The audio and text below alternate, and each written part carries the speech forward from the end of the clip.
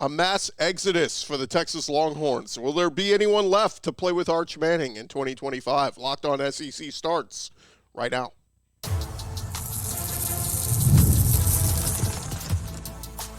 You are Locked On SEC, your daily podcast on the Southeastern Conference. Part of the Locked On Podcast Network, your team every day. And what's up, everybody? Welcome to Locked On SEC. It's great to have you guys along. I'm Chris Gordy. Thanks for making Locked On SEC your first listen every day. Shout out to everydayers. We're free and available wherever you get your podcasts and on YouTube. Part of the Locked On Podcast Network, covering your team every day. Well, we want to start today's show with a bit on the mass exodus over at Texas, as following their Friday night loss in the Cotton Bowl semifinal to Ohio State, Texas has had over a dozen players declare for the NFL draft, and many of these were expected. Some were up in the air, but figured we would run through some of these. First off, over the weekend, we had stud left tackle Kelvin Banks Jr. He is projected as a top 10 pick, one of the most decorated linemen in Longhorn history, won the Outland Trophy, the Lombardi Award this season, 6'4", 320-pound All-American. Mel Kiper has him rated as the top-rated tackle in this year's draft, and is projected as a top 10 pick in this 2025 NFL draft. So we had Kelvin on the show back at SEC Media Days. Also had him on a couple weeks ago at the Lombardi Award. And great young man. Wish him the best of luck, and stud.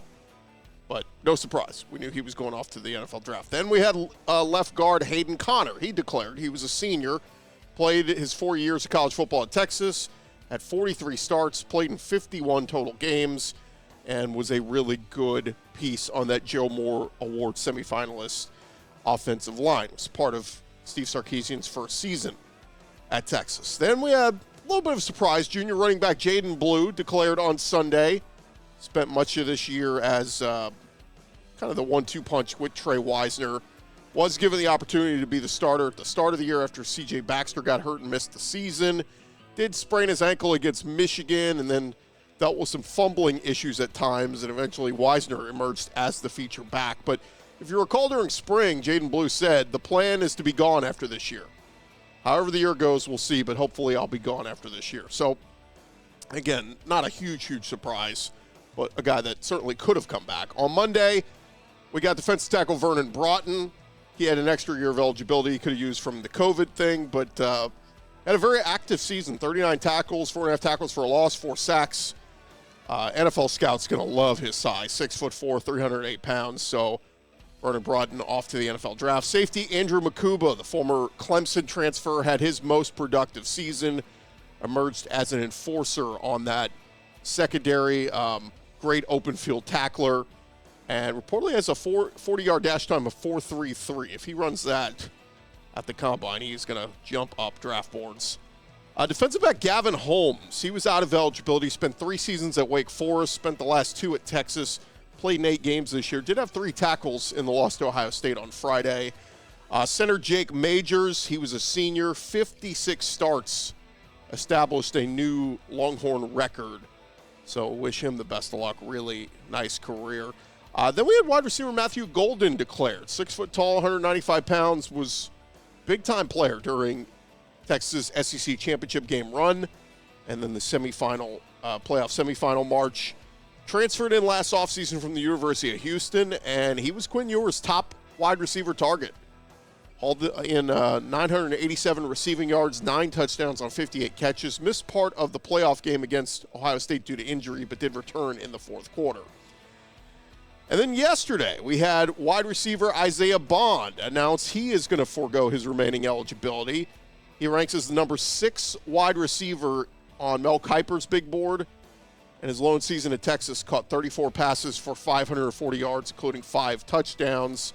Also rushed for 98 yards and a touchdown. Battled some injuries throughout this year. Came into Texas from Alabama, where, of course, he was on the receiving end of one of the more iconic plays of the 2023 season, the 4th and 31 pass against Auburn. Auburn fans will never live that one down. Some other ones of note, Texas offensive tackle Cameron Williams. He's a junior, appeared in 22 games. entering last year, but he opened the season with his second career start against Colorado State, went on to be a major piece on that offensive line. Remember, got hurt in the playoff game against Clemson, missed the game against Arizona State, played in the game this past week against Ohio State. Wasn't his best game, but Matt Miller at ESPN ranks him as the number 3 overall offensive tackle in this draft. Leaves Texas with 37 career appearances and 16 starts. Then we had senior tight end Gunnar Helm. He declared for the draft yesterday. Former walk-on, fourth-year senior, appeared in 54 games with 25 starts. Had almost 800 yards receiving and 7 touchdowns this year. Was a big-time target for Quinn Ewers. Grad transfer nose tackle Bill Norton declared for the draft. Remember, he transferred in from Arizona, had a sack in the playoff game against Clemson. Senior linebacker David Benda declared, spent 6 years in the 40 acres, was a super senior, made a huge play in last Friday's game against Ohio State, picked off Will Howard when that was still a 7-point game in the third quarter. Running back Velton Gardner, he transferred in after 3 seasons at Kansas and 2 seasons at SMU, so he's out of eligibility. Texas linebacker Maurice Blackwell declared for the draft. He had 4 tackles in the Michigan game, 4 tackles in the Oklahoma game, 48 career games played.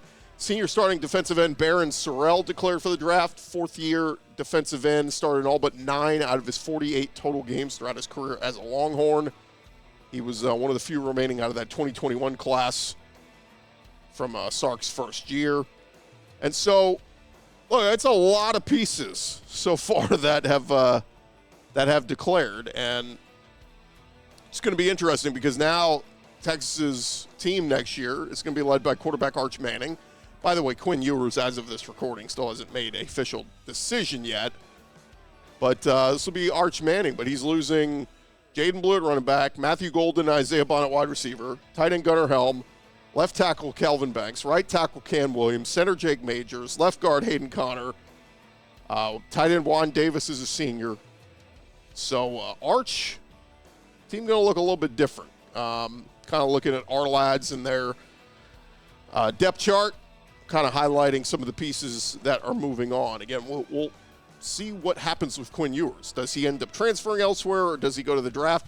Either way, we don't expect him back in Austin. And so the guys over at Tunnel, Texas, kind of put out just kind of a really rough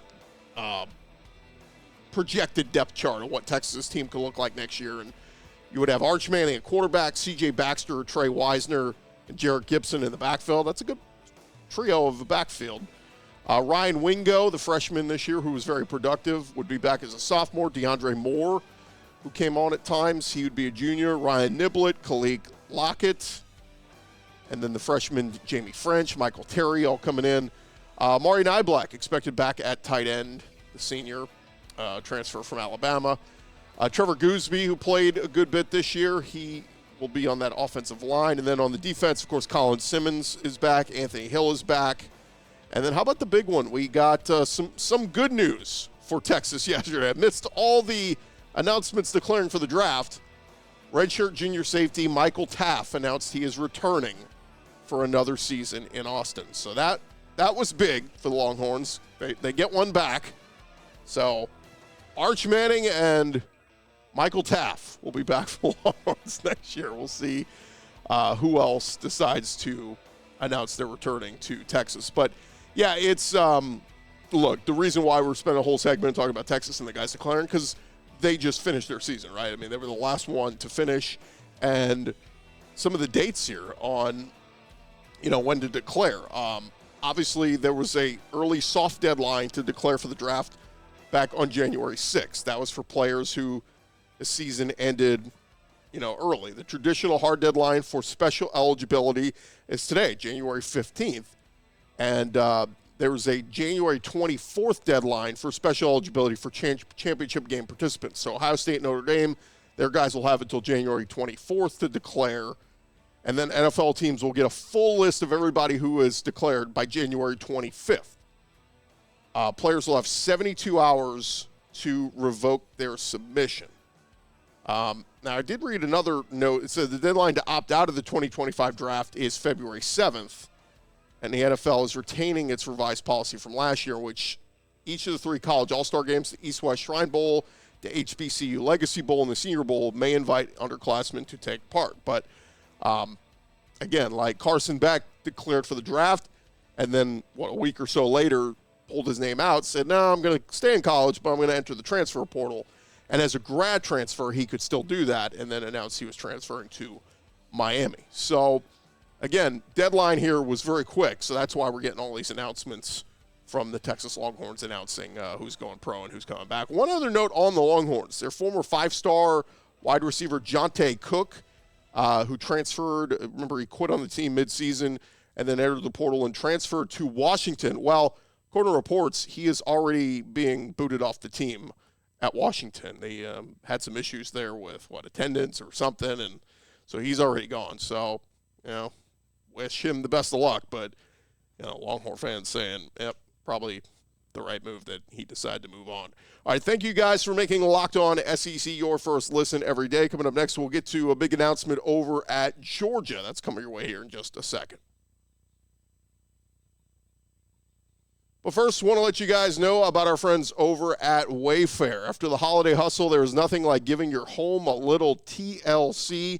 And we always find that decluttering and refreshing the space helps you get back into a routine. Whether you're tidying up, clearing out, or just want to give your space a new look to start the year, Wayfair has everything you need, all within your budget. There's something for every style and every home, no matter your space or your budget. Wayfair makes it easy to tackle your New Year's home goals with endless inspiration for every space. Look, what's your decor style? Why did you pick these items? What do you love about them? You can check out Wayfair over at their website. Give your home the refresh it needs with Wayfair, and you can head to wayfair.com right now. That is Wayfair, WAYFAIR.com. Wayfair, it is every style and every home, and again, you are going to love what they've got over there at Wayfair. One more time, give your home the refresh it needs, and freshen up. It is Wayfair, WAYFAIR.com.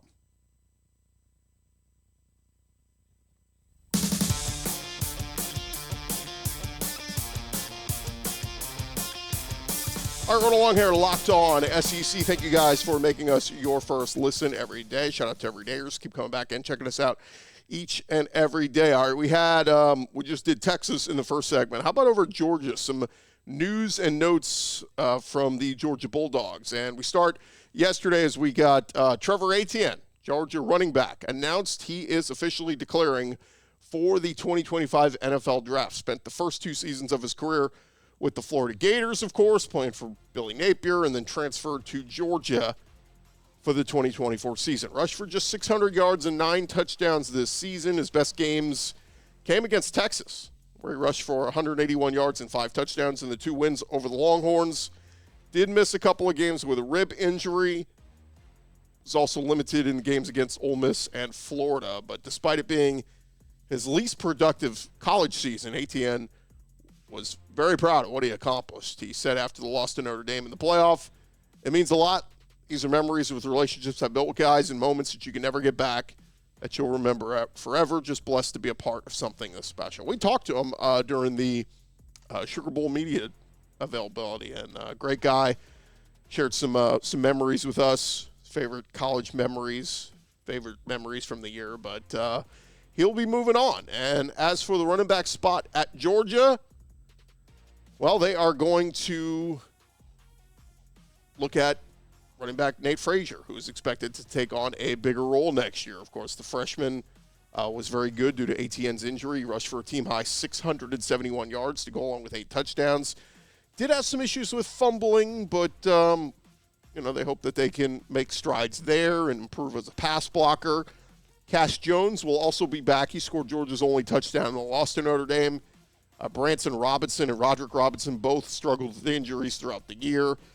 Georgia will also bring back Chauncey Bowens and Dwight Phillips after each of them made some contributions as freshmen. Georgia did sign running back Bo Walker as a member of the class of 2025. He was the number 24 running back, so we'll see what he does. But among the Georgia players headed off to the next level now, you got Trevor Etienne, Xavier Truss, Dan Jackson, Smile Munden, Warren Brinson, Dominic Lovett, Arian Smith, Tate Ratledge, Jalen Walker, Malachi Starks. A lot of big-time contributors to the Georgia Bulldogs heading off to the next level. One guy who will be back, Oscar Delp, the tight end, announcing on social media Tuesday afternoon that he will not go pro. He will come back to the Georgia Bulldogs. Caught 21 passes for 248 yards and 4 touchdowns this season while splitting time with tight end Lawson Lucky.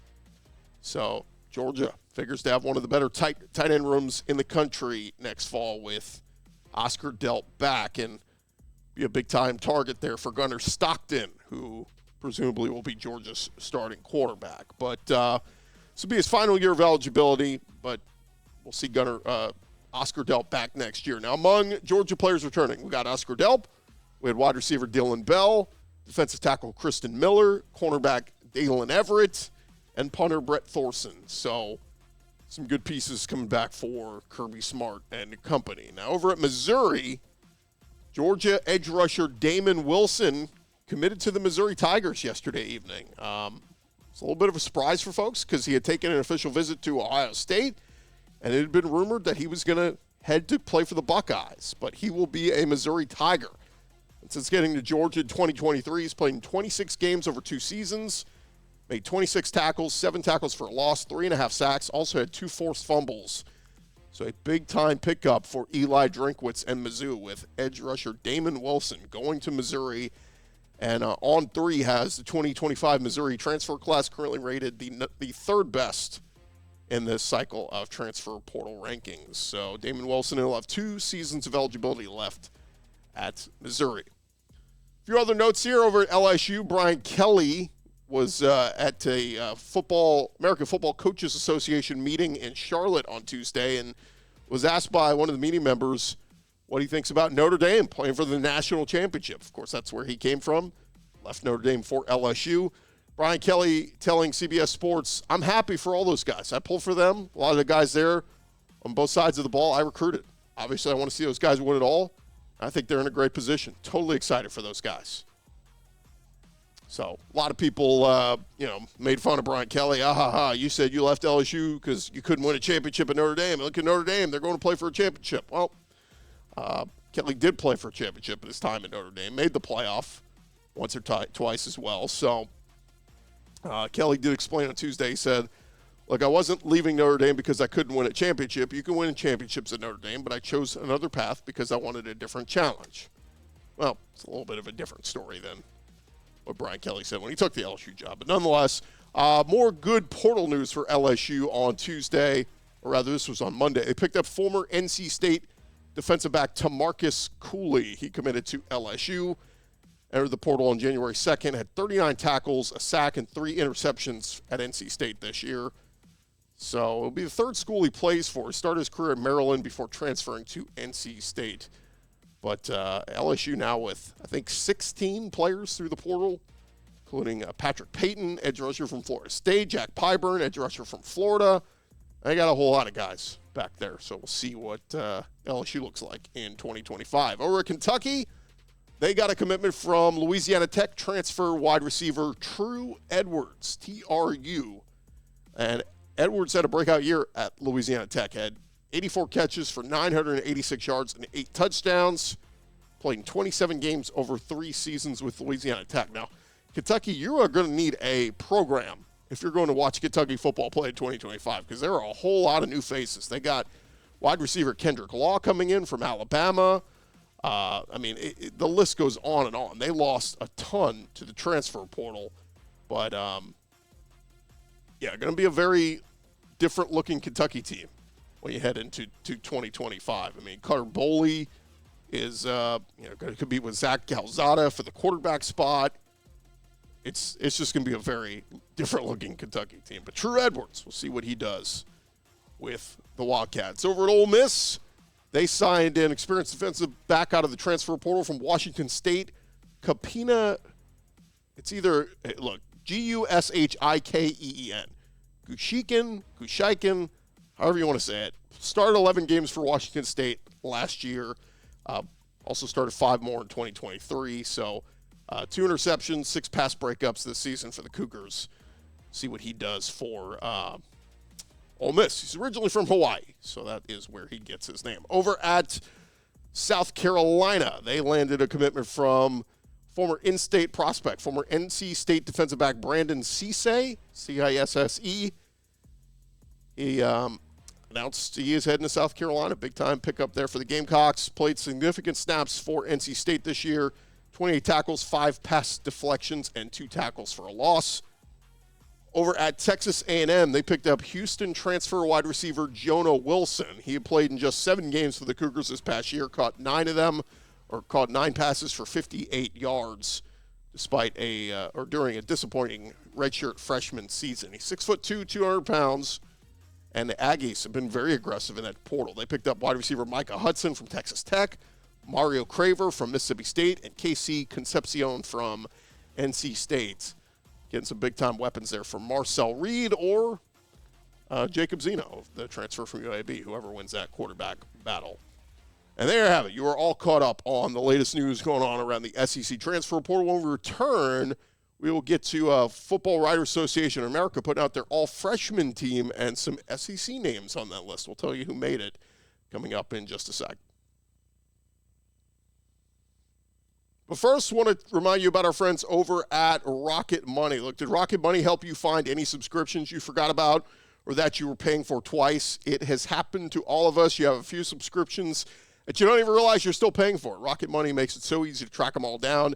It is like having a personal assistant for your finances. Rocket Money is a personal finance app that helps find and cancel your unwanted subscriptions, monitors your spending, and helps lower your bills so you can grow your savings. It brings everything together in one place, whether it's subscriptions, your spending habits, or even the goals you want to hit this year. Rocket Money has over 5 million users and has saved a total of $500 million in canceled subscriptions, saving members up to $740 a year when you use all the app's premium features. Again, great place to get ahead of your stuff in the new year. Cancel your unwanted subscriptions and reach your financial goals faster with Rocket Money.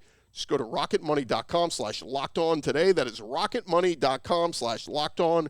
rocketmoney.com/lockedon.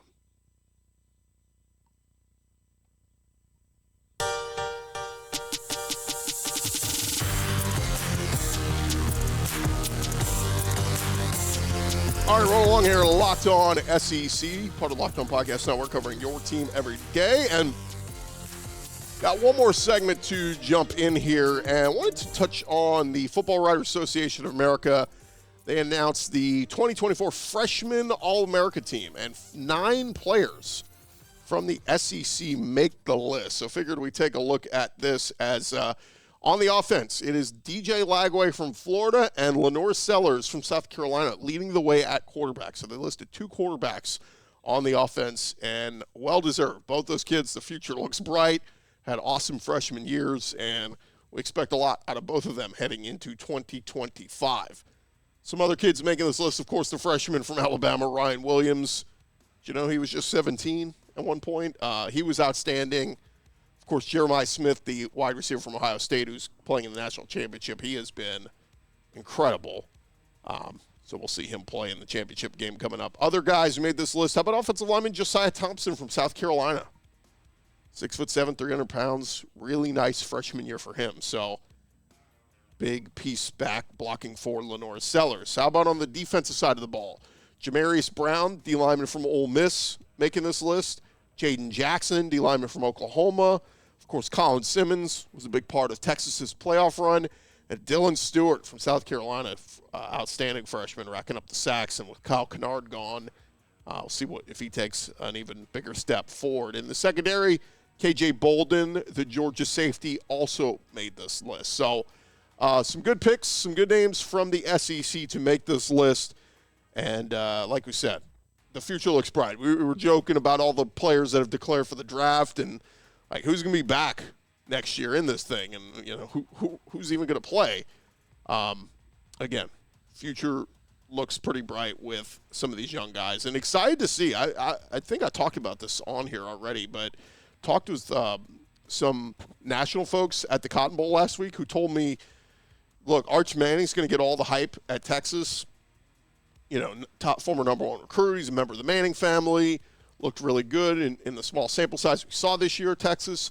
But they told me that DJ Lagway is the guy we really need to be talking about and keep an eye on. That DJ Lagway is the potential to be that future number 1 overall pick. Now, interesting thing is Arch Manning was just a redshirt freshman. He will be a redshirt sophomore next year, so third-year player.